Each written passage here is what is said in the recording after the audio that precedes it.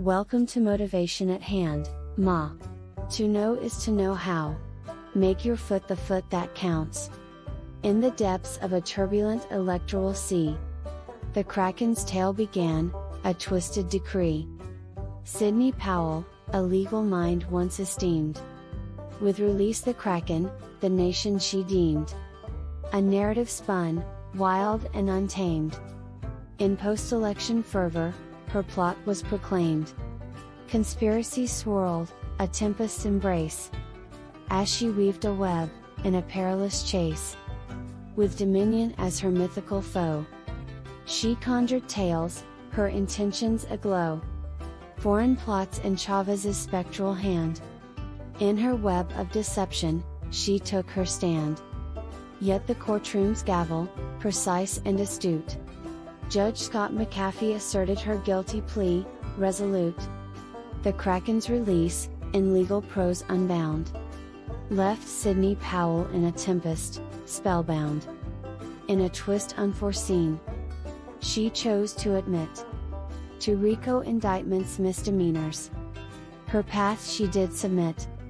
A guilty plea uttered, a chapter's end.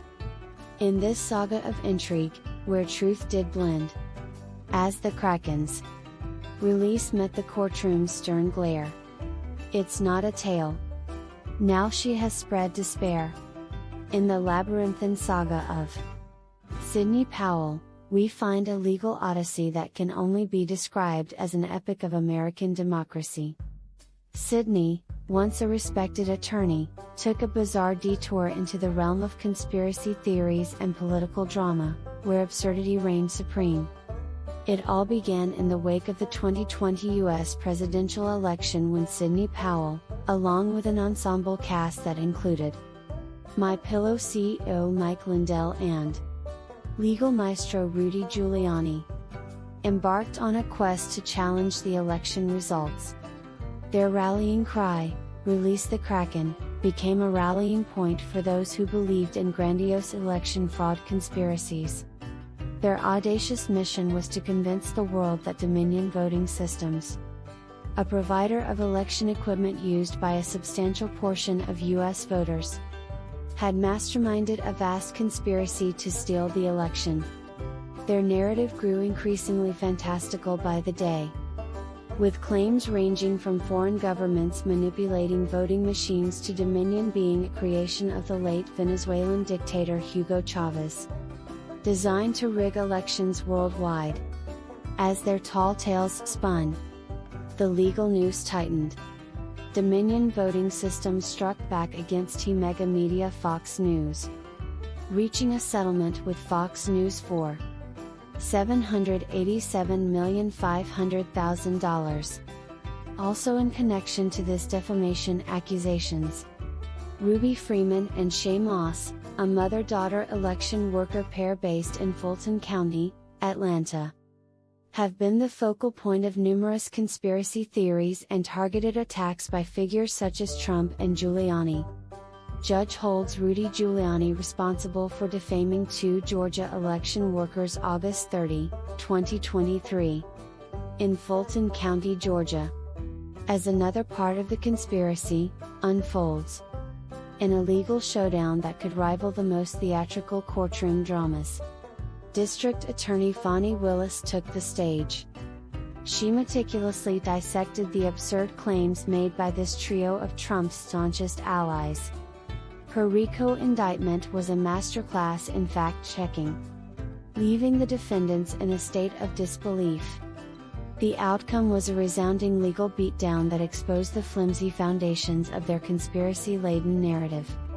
But the plea deal exacerbates the co-defendants' dilemmas. When Sidney Powell made this startling decision, she chose to flip, pleading guilty to 6 misdemeanor counts of conspiracy to commit intentional interference with election duties. In doing so, she became the first member of Trump's inner circle to admit to electoral misconduct, a twist worthy of the most dramatic courtroom dramas. However, the absurdity didn't stop there. Powell's guilty plea came with a set of peculiar conditions. 6 years of probation. Mandated apology letter to the citizens of Georgia. And an agreement to testify against her co-defendants should they summon her. It was a courtroom spectacle that could only be described as Shakespearean in its surrealism. As the Sidney's curtain descends into the beginning of this legal odyssey, we are left with one resounding thought.